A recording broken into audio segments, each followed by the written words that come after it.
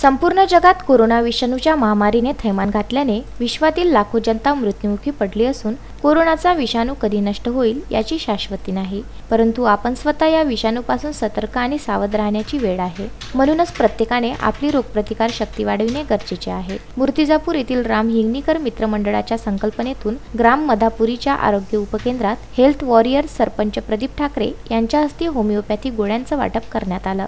जिल्हा परिषदेच्या आरोग्य विभागामार्फत गावखेड्यात घरोघरी जाऊन सर्वेक्षण करण्यात येत आहे। त्यामुळे सर्वेक्षण करणाऱ्या कर्मचाऱ्यांचे आरोग्य सुरक्षित राहावे, कोरोना विषाणूच्या संसर्गापासून बचाव व्हावा या उद्देशाने सामाजिक बांधिलकी जपत सामाजिक कार्यकर्ते राम हिंगणीकर यांच्या कल्पनेतून ग्राम मधापुरी येथील कर्मचाऱ्यांना तसेच ग्रामस्थांना गोळ्यांचं वितरण करण्यात आलं।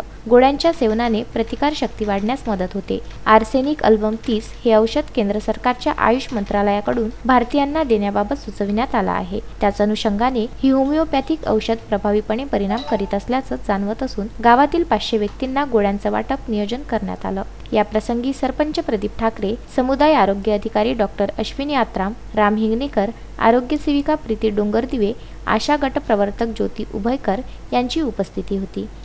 ग्रामपंचायत मधापुरी व राम हिंगणीकर मित्रमंडळ यांच्या वतीने आपल्या गावामध्ये गावातील सर्व नागरिकांना आयुष मंत्रालयाने प्रमाणित केलेल्या आर्सेनिक अल्बम 30 cc या औषधाचे वाटप करण्यात आलेले आहे।